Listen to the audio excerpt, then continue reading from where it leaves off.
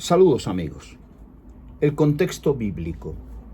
Cuando a un crédulo cristianizado se le interpreta un párrafo bíblico de una forma que no le conviene, automáticamente te dice: no has entendido el texto porque no has tenido en cuenta el contexto. Y un texto fuera de contexto es un pretexto. Este es su principal regate para interpretar la Biblia como ellos quieren y les conviene.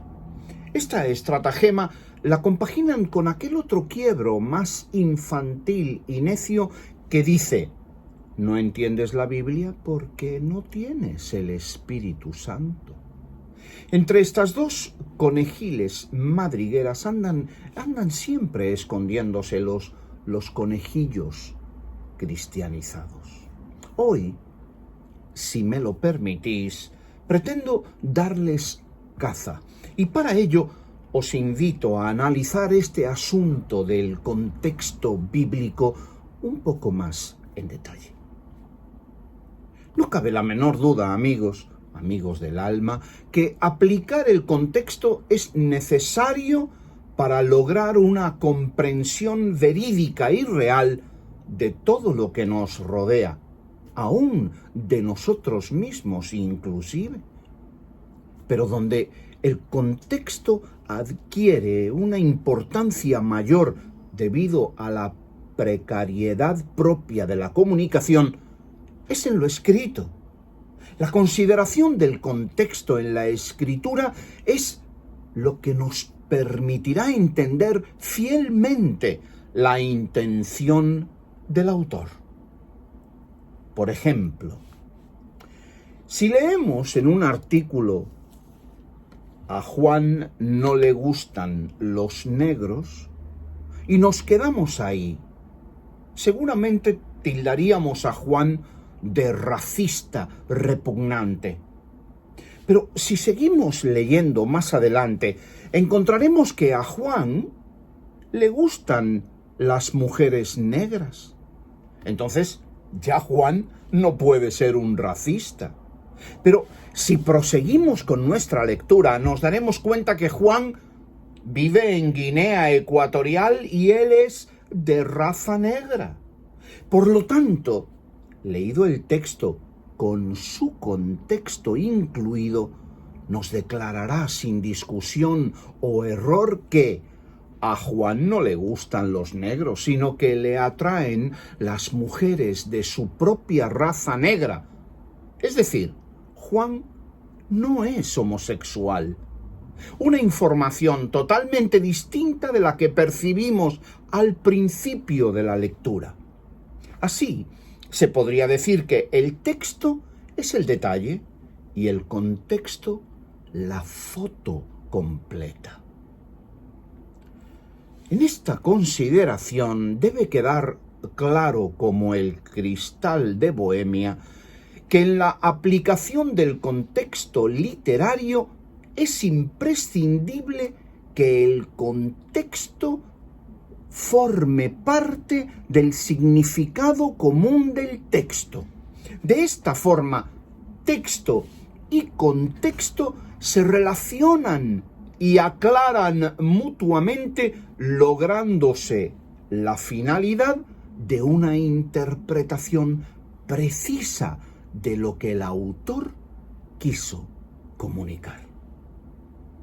Pero, ¿qué ocurre cuando no hay un solo autor, sino que encontramos, como ocurre con la biblioteca bíblica, 25 o 30 autores diferentes que escribieron sus textos en un lapso de 900 años y además en idiomas diferentes? ¿Qué contextualización podrá haber entre lo diverso y dislocado? Si se logra algo, será una contextualización ficticia, irreal, falsa, porque está claro, nos lo dicta la razonabilidad más elemental, que la consideración del contexto es apropiada y eficaz cuando el texto forma parte de una sola intención propia de un autor. Pero cuando se pretende que 66 libros bíblicos tengan un significado común y por tanto pueden interpretarse unos a otros de una forma, digamos, endógama y exclusiva, como si tuvieran un solo tema o guión, un entorno lingüístico-cultural común o un solo autor, como se hace efectivamente con los 66 libros bíblicos, entonces el resultado es que se falsea la verdad racional con intenciones manipulativas indignas de índole religioso. La realidad racional es que a los documentos compilados en la Biblia no se les puede aplicar el estudio del contexto de significado común, porque no desarrollan el mismo argumento, ni tampoco tienen una intención común, ni por decir más, poseen un mismo y único autor. Todos ellos elementos imprescindibles para contextualizar eficaz y dignamente una obra escrita. Preguntémonos, ¿qué contexto de significado común, juicioso y concluyente puede aplicarse entre los libros religiosos judíos y los evangelios y epístolas cristianos? ¿Hay alguna intención común natural que salga de ellos? ¿Algún propósito real que los interrelacione? El mismo elemento que se usa para unirlos, Jesús, es en realidad el que los separa. Jesús, un caudillo libertario para los judíos, y por el contrario, un ente pseudofilosófico, el Logos, para los cristianos. ¿Qué contexto real puede haber aquí? ¿Y qué contexto real y verdadero, verídico, no inventado, podrá haber entre Eclesiastés y la epístola a los romanos? Uno eminentemente existencialista y el otro teológicamente sistemático. O entre el Levítico, legalista por definición, y el loco y referencial Apocalipsis. Solo la ilusión de la fe, guiada por el autoritarismo implacable, puede lograr la unidad dentro de la diversidad. Prueba de ello, la Trinidad. Pero si nos damos a la labor de desespiritualizar los textos bíblicos, si nos despojamos a nosotros mismos del inmenso hechizo con el que nuestra cultura nos esclavizó mentalmente, nos daremos cuenta que los 66 o 73 documentos de la Biblia son en realidad y en relación unos con otros escritos total y plenamente descontextualizados, imposibles de contextualizar en sus términos lingüísticos, ideológicos, teológicos y de intención. Solamente mediante una agenda previa y un grupo de artimañas filosófico-teológicas infantilmente malignas se podrá aplicar un contexto prefabricado y falso que haga parecer que hay algo definitivamente común entre los textos bíblicos. Es como si el crédulo cristianizado colocara el texto bíblico en el potro de tortura y le aplicara las manipulaciones contextuales aceptadas por su Iglesia para lograr mediante ellas que el texto, al final del indecente suplicio al que es sometido por el crédulo, que resulta que ahora se cree que es un exégeta, diga lo que éste quiere que diga. La hermenéutica bíblica, por tanto, en el mejor de los casos, no es más que un ejercicio de tortura literaria. No cabe duda que esta pretensión de la fe, de que los documentos bíblicos tengan un contexto de intención común, nace de una profunda raíz idólatra, que es en realidad lo más grave de todo. Escuche, por favor, para que se sorprenda. Decir que los 66 libros bíblicos son la palabra de Dios es idolatría. Idolatría en su estado puro. Porque idolatría es precisamente adjudicarle a objetos terrenales la entidad de divinos y como consecuencia postrarse ante su falsedad. La gente que realiza el atraso mental y espiritual de colocar 66 libros y cartas ideados y escritos por seres humanos al nivel de entidades divinas, debe saber que se ha confeccionado un ídolo de papel y tinta. La Biblia es su ídolo divino y por tanto adorado. El nivel de sucia y pertinaz idolatría de este sujeto crédulo es semejante, o tal vez peor, que la que sufre el católico que se arrodilla servilmente ante una figurita de madera pintada y barnizada, o la del africano que adora un pedazo de piedra cubierta de cal blanca. Naturalmente, los amigos bibliólatras nunca aceptarán esa realidad. Ellos imaginan la existencia de una unidad total y plena en todos los libros y cartas bíblicas, la expresión de una mente absolutamente divina que les aporta a esos textos la cualidad inherente de ser escritos inerrantes e infalibles. Tienen una fe ciega en las doctrinas protestantes de la analogía de la Escritura y la analogía de la fe.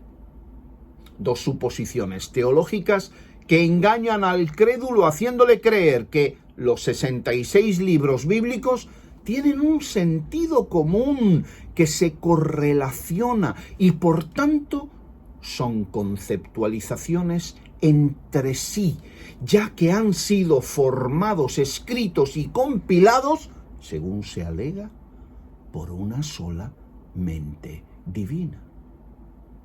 Se debe decir, con claridad absoluta, que eso de la analogía de la Escritura y de la fe son imposiciones dogmáticas de las que se parte inicialmente a la hora de interpretar los bíblicos. Son en realidad ocurrencias teológicas, inventos descarados en la historia de la credulidad, porque suponen un principio divino y un desarrollo común vigilado por Dios de unos escritos que indiscutiblemente fueron realizados por hombres mortales que habitaron en tiempos diferentes y hablaron idiomas distintos y participaron de culturas desiguales.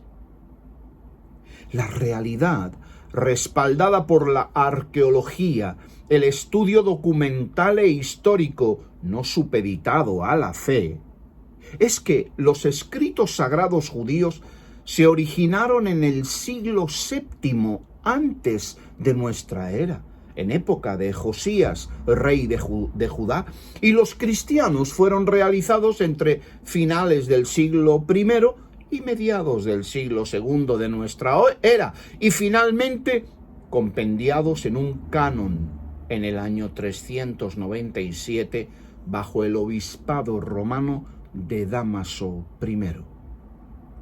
Por lo tanto, estos escritos bíblicos no solo fueron confeccionados por hombres, sino que también fueron escogidos por hombres entre un grupo de muchísimos otros textos que también pretendían ser de origen divino, todo bajo la tutela autoritaria del César romano de turno, a quien nadie se le pasaba por la mente o se le ocurría llevarle la contraria. Báez Amargo, en su libro Breve Historia del Canon Bíblico, que está por aquí, este librito, no sé si se ve, no se ve bien la letra porque hay que hacer el cambio en el video, pero Breve Historia del Canon Bíblico nos da detalles históricos del proceso de canonización de los libros y cartas incluidos en la Biblia. En este libro van a encontrar datos históricos, no analogías etéreas histéricas que nos muestran con claridad que tanto la creación del canon judío como la del cristiano corresponde al intento de cumplir agendas político-religiosas previas. En adición a lo dicho y expuestos a que nos dé un empacho de este asunto, es necesario saber que cuando el crédulo cristianizado nos echa en cara que interpretamos mal lo que dice la Biblia porque no incluimos el contexto, él no se refiere a que apliquemos el contexto de forma independiente, analizando el escrito con racionalidad científica e investigadora, interpretando los textos bíblicos en un proceso que evite falacias y sesgos cognitivos, sesgos, por otro lado, inherentes e inseparables a una fe crédula. No, sino que el crédulo se refiere a una contextualización guiada por la fe religiosa, bajo las normas de interpretación que impone su Iglesia y realizada estrictamente dentro de las fronteras de los libros de la Biblia, de cuyos enunciados está prohibido salirse so pena de perdición eterna. No penséis o aprendáis más allá de lo que está escrito, dice Pablo en 1 Corintios 4, 6. Es a ese tipo de argucia a la que se refieren cuando hablan de analizar el contexto.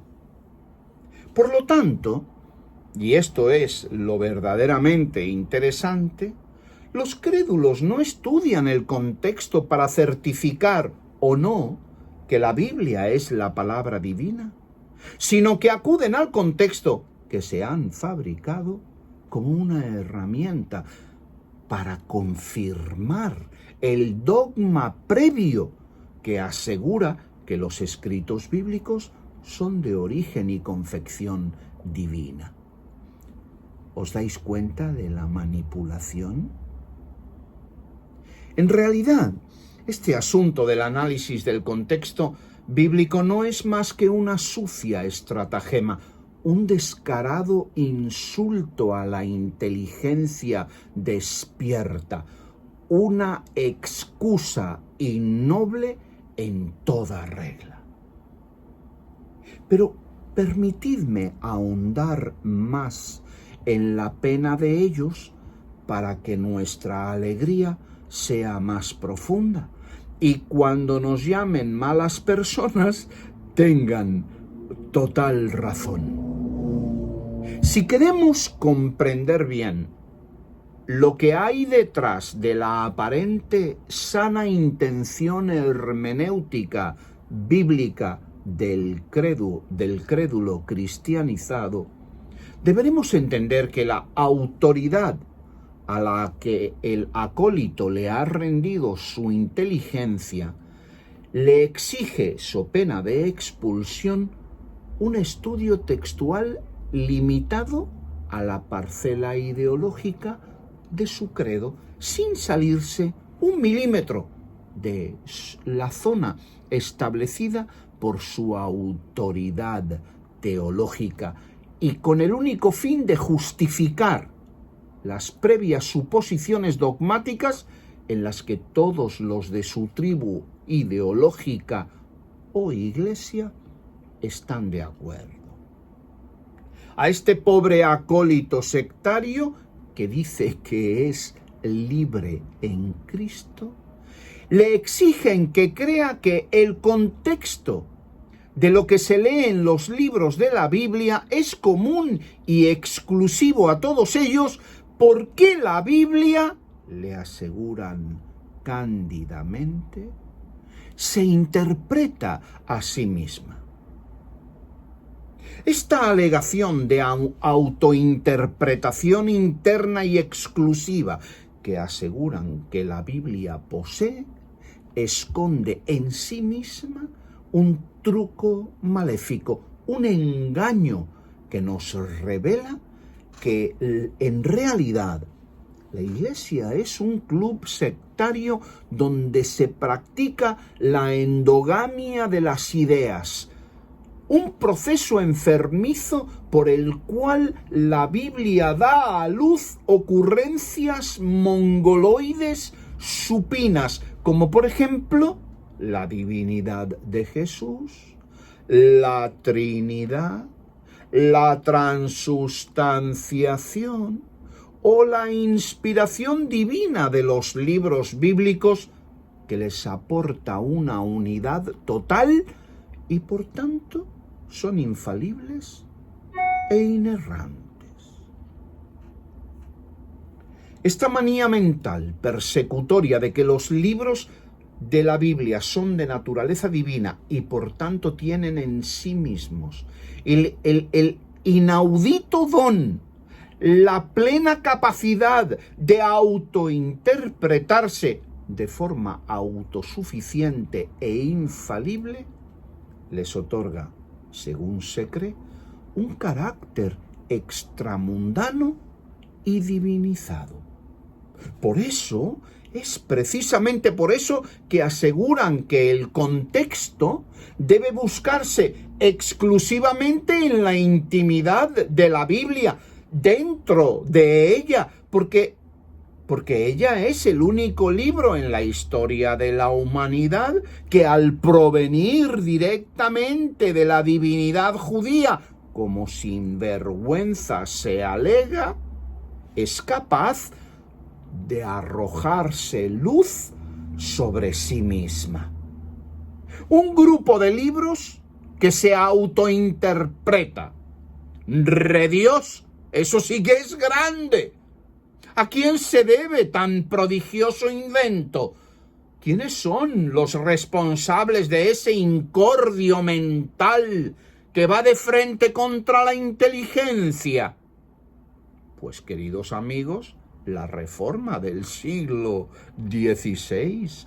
A ese populismo religioso le cabe el honor de la invención. A ella se le debe el desacierto sublime de haber creado una nueva Iglesia Católica que pasó de tener un papa de carne y hueso a tener un gran papa de papel y tinta. Eso sí, de papel y tinta divina e inerrante. Scriptura, scripturae interpres. que del latín significa solo la escritura bíblica interpreta a la escritura bíblica. Gritaron y en ese famélico caballo se subieron los hijos de Lutero, a quien solo le hace falta cambiar la primera letra de su nombre por una P para resultar en algo muy feo. Mediante este supuesto devocional alocado, autoritario y simplista, nada ni nadie está por encima de la Biblia para interpretarla. Ella es un círculo perfecto, un sol cuyo fuego se abrasa a sí mismo. Los libros bíblicos son el epítome del narcisismo. La verdad, solo por la Biblia expresada, se puede apreciar únicamente en su propio reflejo. Ella aclara sus propias tinieblas porque es indiscutiblemente y por definición un ente sui generis, un axioma de toda duda, independiente y lejano, que inexplicablemente se encuentra unido a la mente divina, de donde dimana graciosamente, a través de un exclusivo cordón umbilical, a la humanidad crédula, como si fuera el fuego iluminador de los dioses que desciende del monte.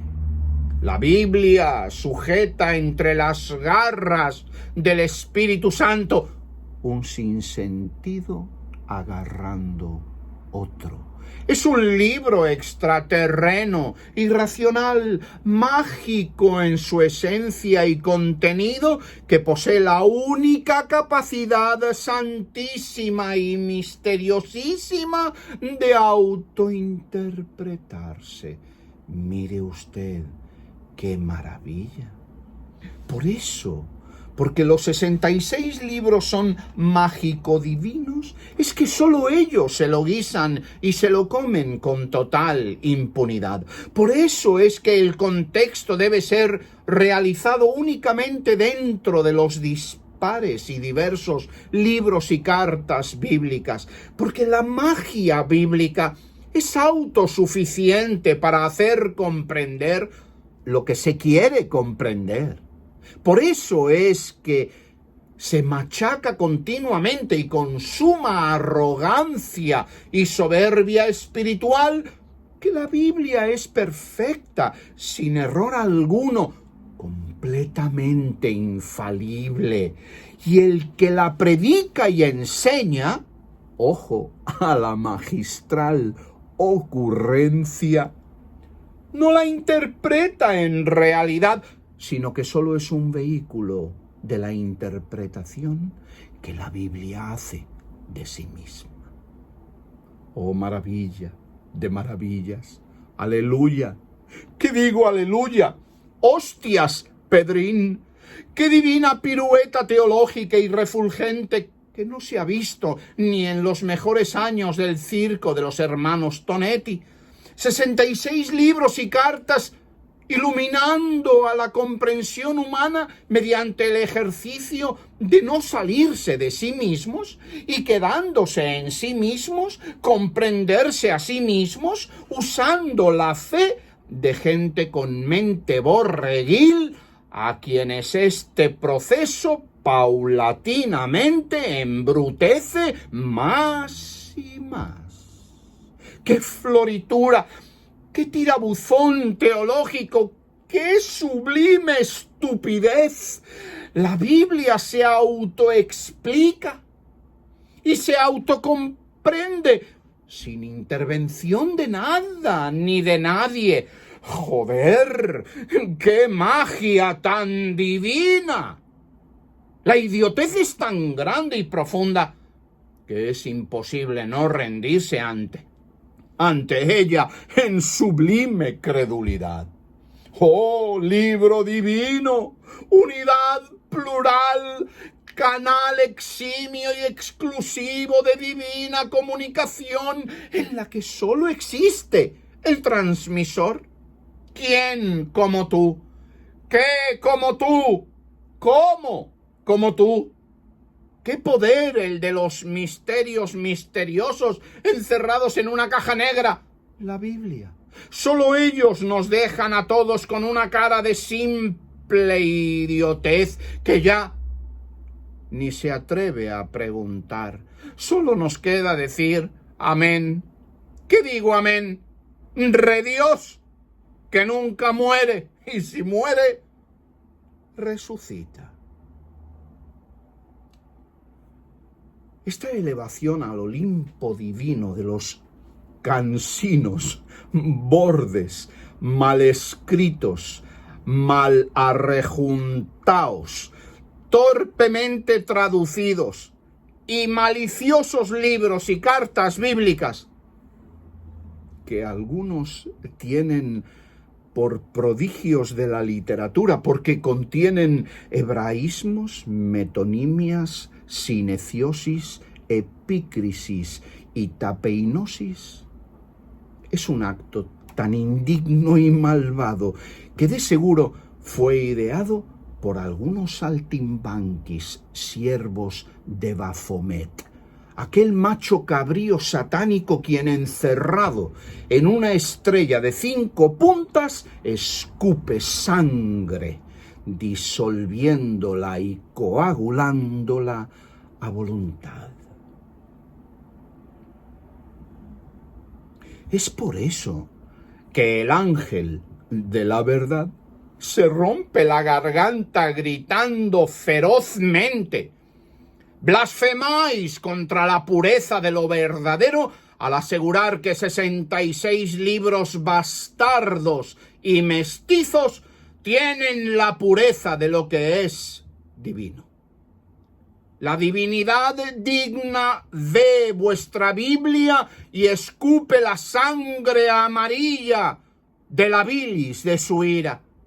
Cometéis una execración de tal magnitud, aparentemente el ángel no sabe decir execración, que ni tan siquiera podría haber sido concebida en la desviada mente de los pérfidos demonios del paraíso perdido de John Milton. Es algo tan feo, esperpéntico y patético como un ciclista gordo. Una falta de respeto traidora a la concepción racional de lo divino. Os aseguro, sigue diciendo el ángel, que tiene una pata aquí y otra allá, que ninguno de los ilusos que chulescamente os escupen a la cara eso de que la Biblia es la palabra de Dios y por tanto se puede interpretar a sí misma sin fallar, alcanzará a entender jamás la soberbia y la idolatría engreída que tal afirmación implica y la repulsa que eso produce a las huestes de inteligente bondad. Por otro lado, y si me permitís a tomar de nuevo mi personalidad terrenal, debo deciros que como antídoto al veneno del falso contexto in situ bíblico, la verdadera y eficaz contextualización de los libros de la Biblia debe ser realizada en cada libro, individualmente, o en el grupo de libros o epístolas realizados por un solo y único autor. Además, debe ser una investigación de índole científica e independiente, un ejercicio inferencial inductivo, serio y responsable, que de forma racional, lógica, determine, en base de las evidencias arqueológicas y documentales externas que se determinaron ciertas, la probabilidad o certidumbre de la historicidad de los hechos que se alegan en estos documentos. Igualmente deberá aplicarse la lógica formal e informal a los postulados que estos libros y epístolas expresan. Todo ello realizado con pulcritud de conciencia y sin prejuicios o sesgos cognitivos, es decir, totalmente fuera de la fe asumida, porque la fe es en realidad la negación del espíritu científico y por tanto la negación de la verdad palpable. No cabe duda que someter estos manuscritos bíblicos a este tipo de contextualización amplia, responsable, científica y lógica dará como resultado la destrucción de la inmensa mayoría de las afirmaciones pseudohistóricas que estos documentos manifiestan, así como la negación de los postulados de fe que en estos libros se afirman. Pero si se falsea el enfoque racional empírico y se contextualiza dentro del marco bíblico devocional, que parte de suposiciones y presuposiciones fideísticas a priori y tiene el único fin de apuntalar el propio credo, solo quedará una biblioteca de magia blanca mezclada con magia negra, útil solamente para gente de mentalidad malsana. Por lo dicho, nuestra respuesta al crédulo adoctrinado que nos obliga tercamente a considerar el contexto, desde el contexto bíblico, desde las presuposiciones de la fe y exclusivamente dentro de los libros de la Biblia, para así poder interpretarla correctamente según ellos dicen, deberá ser firme. No estamos obligados a seguir tus parámetros de interpretación, porque no reconocemos la unidad ni de formato ni de contenido de esos 66 libros. Tampoco aceptamos que el contexto bíblico comprenda exclusivamente los límites de los 66 libros y epístolas, porque no aceptamos la divinidad exclusiva de la Biblia ni su pretendida inerrabilidad. Sí, podemos hacer un estudio contextual, pero este será, como ya hemos apuntado, de índole amplio, aplicando los postulados científicos derivados de la arqueología, la lingüística, la crítica documental o de hechos históricos probados, sin mediar fe o convicción religiosa alguna, solo en base de los resultados racionales de tal ejercicio. Porque es de personas cuerdas entender y aceptar que esos libros que algunos adoran servilmente no cayeron del cielo como fascículos, no son el resultado de la operación del mago Merlín, sino que forman parte de un proceso de desarrollo étnico, político, idiomático, de confluencia y asimilación de diferentes idiosincrasias culturales que lo formaron de forma natural e independiente. Llegados a este punto, queridos amigos, no sé si he logrado haceros notar alguna diferencia entre una excusa en toda regla y la necesidad de un estudio contextual, racional, no inclusivo, serio e inteligente. Tal vez lo haya logrado. Por lo tanto, y como considero que este asunto es más importante que para un perro su nariz, no tengo por menos que concluir diciendo que solo la más crasa ignorancia engañosa será la que exija a un individuo normal y pensante reflexivo contextualizar los textos de la Biblia exclusivamente dentro de la Biblia bajo unos supuestos de fe impuestos como condición necesaria para comprender aquello que dicho sea de paso, es totalmente incomprensible. Salud y gracias.